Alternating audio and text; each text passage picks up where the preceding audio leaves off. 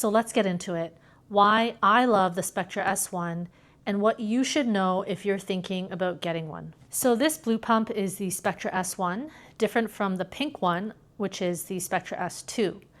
This is my favorite pump for so many reasons, and I'll get into that shortly. The main difference between the S1 and the S2, the pink version, is that the S1 has a rechargeable battery, which is perfect if you want the portability and want to take it around the house with you. It has a 3-hour battery life, and it's really great for a mom on the go, but do note that it comes at a higher price tag. The S2, so the pink version of this, does need to be plugged in at all times, but it is more affordable for moms who want to save a bit of money, and it might be a good option for moms who only need to pump at home. So let's talk about some of the features of the S1, which you'll love. So the first one is that it's pretty simple. It's only got 2 modes. It's got a massage mode and an expression mode. The massage mode is basically mimicking the baby's quick and shallow suckling that initially helps to stimulate a letdown, whereas the expression mode helps to mimic a deeper, slower suckling for better milk removal. And I'll go into later exactly how to use it. It comes with a vacuum suction of up to a level 12. And you can kind of adjust that as you go and see what works well for you. And it reaches a maximum of 270 millimeters mercury. And it comes with adjustable cycle speeds, so that basically tells you how many cycles per minute or how many times it sucks and releases every minute. And I'll tell you how you can play around with that later. It also has a really quiet motor, so I'll show you that here. You can probably hear it just barely though. You don't want to wake your baby in the middle of the night. It has an easy to read display, which I'll show you a close-up of later, and a timer, which is so handy. It allows you to track how long you've been pumping, which is really, really essential. It also has a built-in nightlight for those 2 a.m. pumping sessions. If you've been there, you know it's rough, but having a nightlight is really handy so that you can pump in the dark if you need to. So it has a rechargeable battery, as I mentioned before, which gives me the freedom to just pick it up and bring it around the house with me or travel with it if I wanted. It has a nice little handle, sturdy handle that you can use to pick up and go. And it's kind of cool because it has 2 options for pumping. You can either use it as a double pump or a single pump. And I'll show you later how to adjust that with the ports here. And finally, it's only about 3 pounds in weight and not too heavy if you want to bring it around with you. All right, so now that I've talked about the main features, let's jump into assembling the pump. And it's pretty simple, so I'll show you exactly how to do that. So the pieces that I have here are the breast shields. And these aren't the original ones that come with the pump, but they're very similar to the ones from Spectra. These are actually ones by Mom, which is really handy because they actually produce parts that are compatible with the Spectra if you ever have to replace them. So this is the phalange portion, which is where your breast goes. And then the milk will flow down here into the bottle. So you attach your bottle here. I don't have the original bottle, but the Philips Avent bottles actually are compatible. But before we want to do that, I forgot that you need to attach the duckbill valve. So this is really important to produce that suction and for the pump to work effectively. So you just pop that on, and then you're going to want to attach the bottle there. After that, you see this little opening, this little hole here.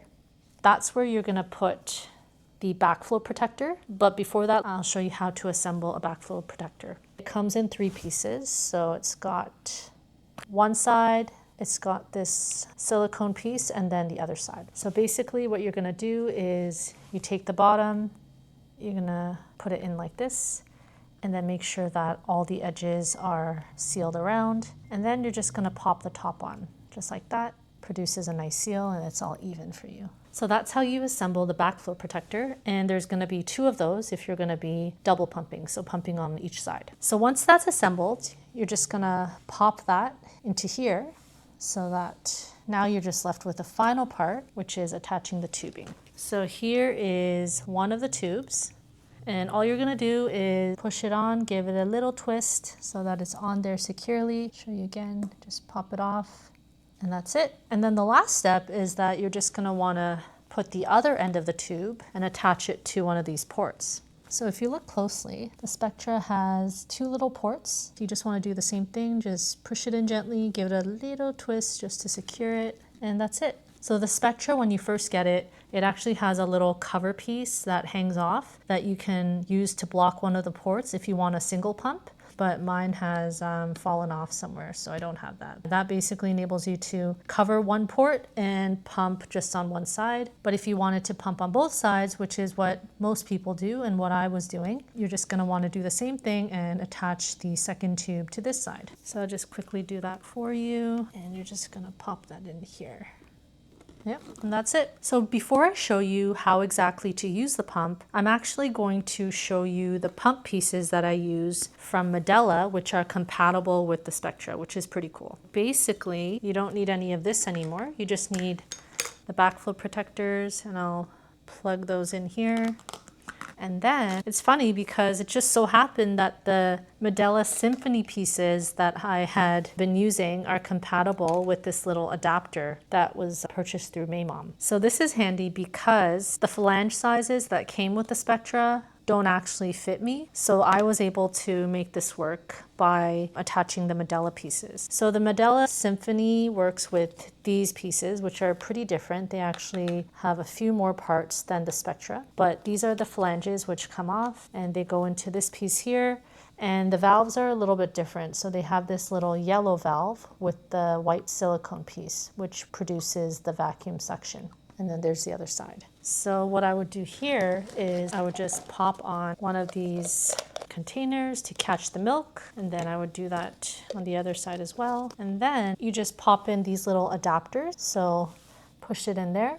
And then I got another one. These are from Maymom, and they basically allow you to use the Medela pieces for the Spectra, which is pretty cool. And then the final step is that you've got your backflow protectors, pop that into the adapter, do that on this side. Tubing's already connected to the pump, and we're ready to go. We've got one for each side. So just want to give you a couple of quick tips before you start pumping. It's really helpful if you relax and try to take a few deep breaths before you start. That's because stress hormones can negatively impact your milk supply, but also your letdowns. So you want to try to reduce any stressors if you can, especially before you pump. The other thing that you can do if you have trouble triggering letdown is that you can try a gentle breast massage, just super gentle, and a warm compress can help to stimulate letdowns. All right, so now that we have the pump all assembled, let's go into how to actually use the pump. Before we start, I'm just going to bring you in a little bit closer.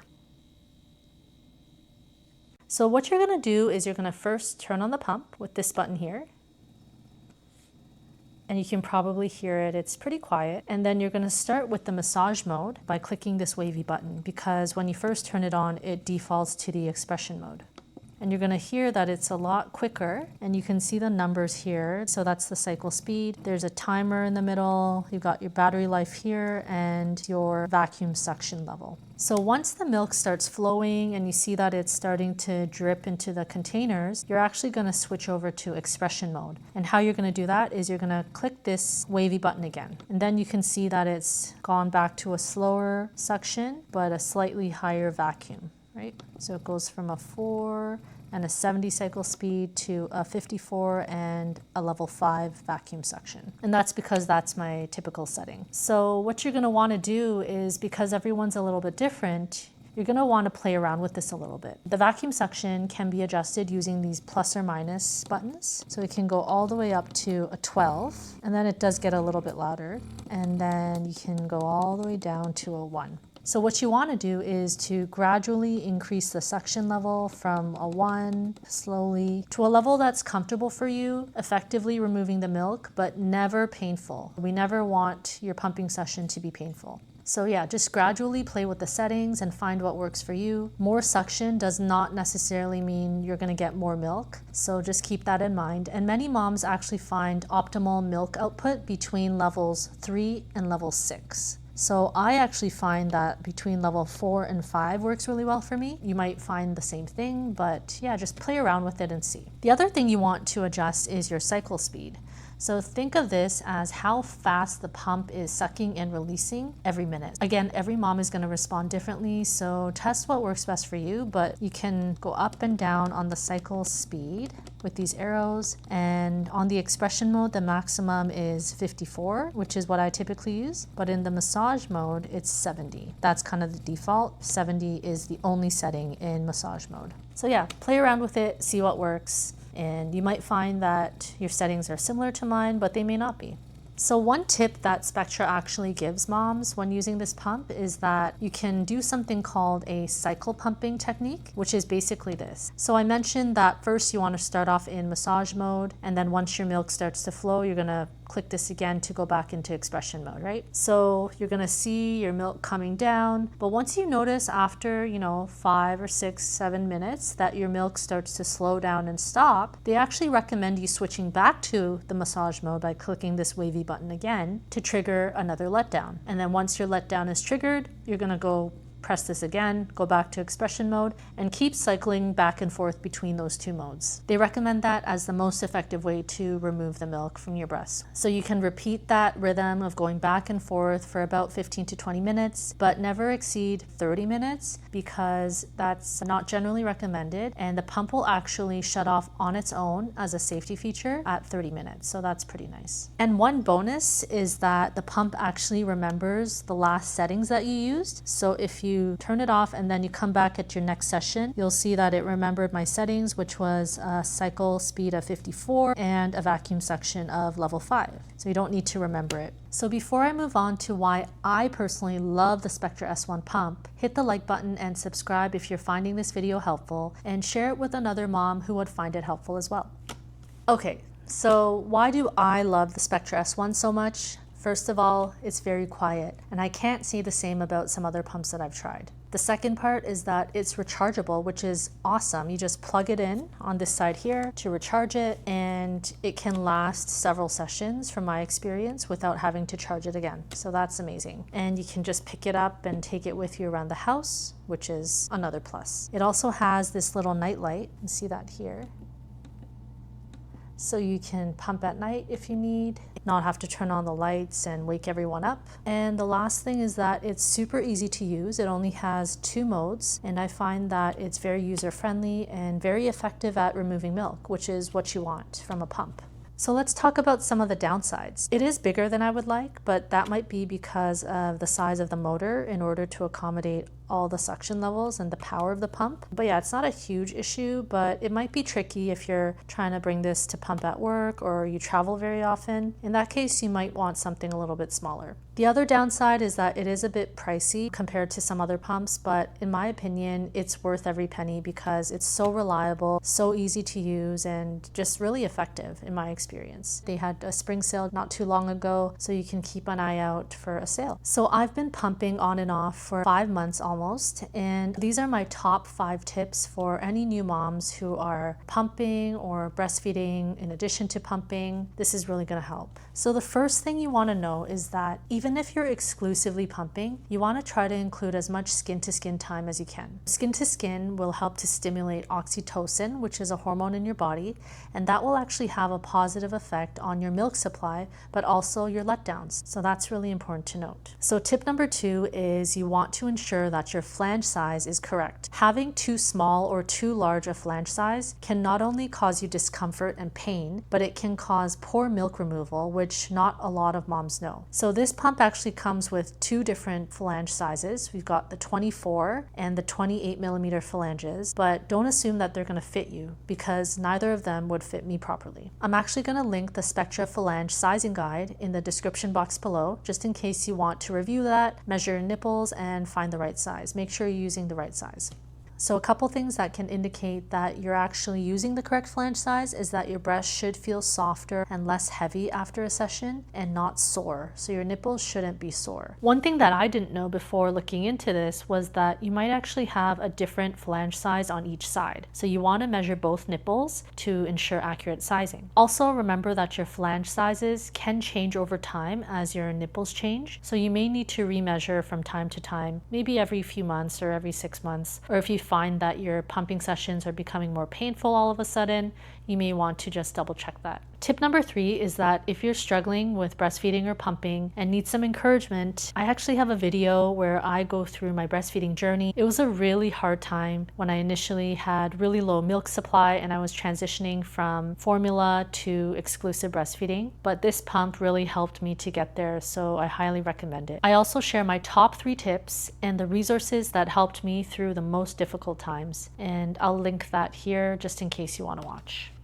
If you're experiencing a lot of pain and that's not really going away despite sizing your phalanges correctly, if you're having very low output or latch issues, which is a common problem, you may actually want to consult a lactation consultant because they'll be able to assess your individual situation and give you a more tailored approach to it. So they're usually very, very helpful. My final tip is to check if your insurance plan covers pumps, because many plans do, especially in the States from what I'm hearing. Just double check whether they cover pumps and which ones they cover. It may not be this one specifically, but you may as well check, right? And you could save a few $100s. So one thing to note when you're using a pump, you actually need to make sure that you're keeping it clean. You want to make sure that before the first use, so right out of the package and after every single use, you want to wash all the parts that touch milk after the session. This is going to include all of these parts individually. You're going to want to disassemble, pop them all off. I usually dump them all into a big basin, soak it in warm soapy water, and then rinse them all off really well. They are also dishwasher safe, so you can wash them that way. And in order to sterilize them, you actually can boil the parts in water, but make sure you don't boil them for more than 5 minutes because it can cause some of the parts to warp and change shape, which is not going to be great. They're probably not going to work after that. And for these backflow protectors, you actually want to pull them all apart, wash them, let them air dry, and then reassemble them after every use. I know it's a little bit of a hassle, but this is ideal because you don't want moisture to get trapped in here, and that can cause issues like mold and also destroy the pump and make it less effective. If these parts are compromised, your pump is not going to produce a vacuum suction like it should. So one quick tip to make sure that you're optimizing the performance and keeping everything in good shape is that these duckbill valves need to be replaced regularly. So if you're pumping exclusively, so every day, multiple times a day, you want to replace these every month. Or if you find that the suction is suddenly reduced or you're having some issues, you may need to replace it because if it's damaged, the pump is not going to work. And if you're only pumping part-time, you only need to replace these every 6 to 8 weeks, or if you find that the performance is compromised. So once you've pumped your milk, how do you store it properly so that it stays safe and nutritious for your baby? Watch this video that I'll link here or over here, and you can learn how to store your milk properly, how to freeze it and thaw it so that you don't compromise the nutrition in your milk.